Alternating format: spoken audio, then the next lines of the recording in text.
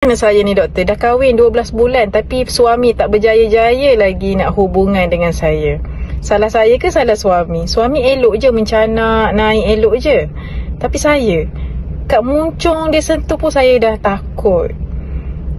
Tak boleh. Setiap kali suami nak masuk kan, tak terkatuk. Saya bimbang, saya takut. Saya dah fikir macam-macam dah. Nampak tak? Kita panggil ni sebagai vaginismus. You all boleh je datang jumpa Dr. Azimah personal. Mungkin sejam jumpa Dr. Azimah biasanya dah sembuh. Nak join kelas-kelas Dr. Azimah pun boleh.